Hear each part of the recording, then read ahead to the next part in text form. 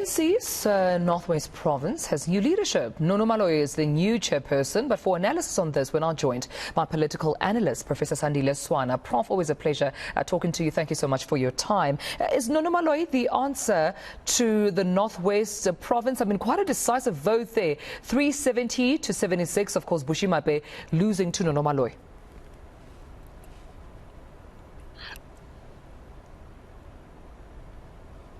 Prof. Swana, are you with me? Is the Northwest has mostly been unstable for some time, for a very long time, in fact. There are serious doubts whether there has been any answer in the past other than since the days of Molefe until now. I doubt if there's an answer right now. It seems as if we are re-establishing the old pattern.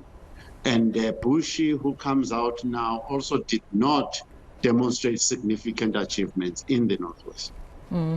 What does Nono Maloyi come with? What is his background? It seems one dark cloud still hanging over his head is the 2018 car crash, which with he faced culpable homicide charges, and he did, highlight it, say that those who want to use it against him are free to do so. However, he feels that it's not, an ammunition worthy of using against him. However, should the leadership of the ANC choose to ask him to step aside, he will.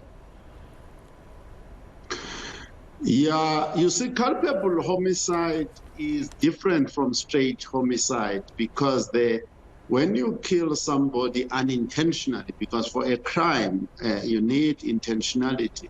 So there would be other things other than the intention to murder someone with a vehicle. There would have to be other things that really show that this person had a criminal intent. And that is probably what is lacking in this case against Nono Maloyi. So I don't think that is the problem here.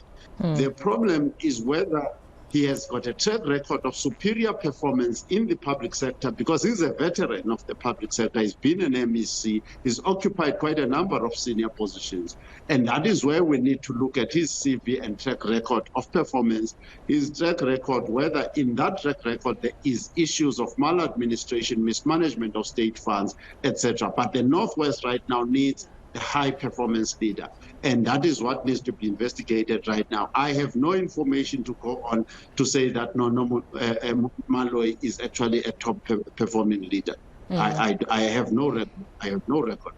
Yeah, but speaking of one of his, contenders who actually withdrew, Supra Mahumapelo, what do you make of his decision to actually withdraw his participation, gunning for the ANC chairmanship in the province?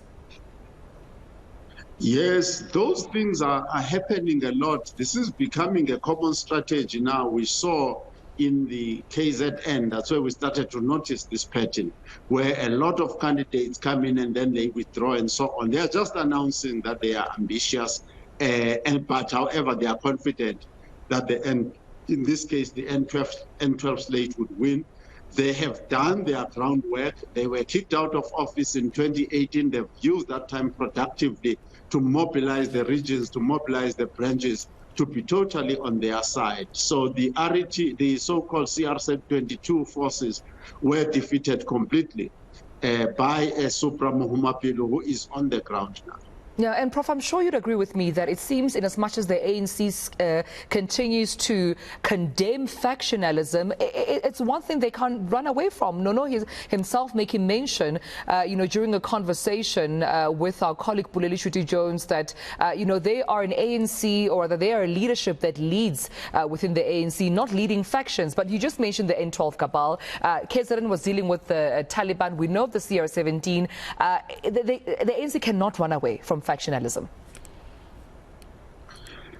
They cannot run away from factionalism because the ones who are asking others to stop factionalism are speaking from a platform of their own faction, whether it's the CR22, the Angola faction, and what have you.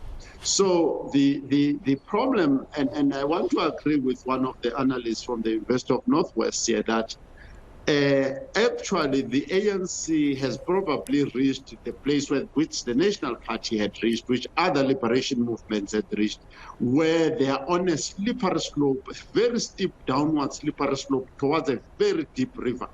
These are probably the last days of the ANC. Yeah, another member of as the a ruling ANC, party.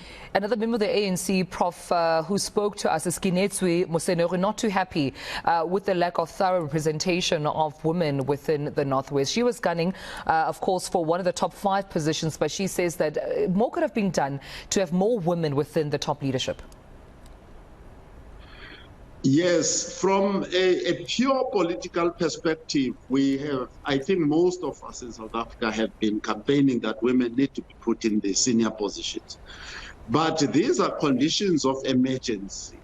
Conditions of emergency where you want people who are well-resourced, well-connected, who are prepared to cross every line to make sure that they seize power. This is about seizing power. If you are not prepared to walk in the dark passages and the narrow corridors to seize power, you are not going to be part of this, even if you are a woman.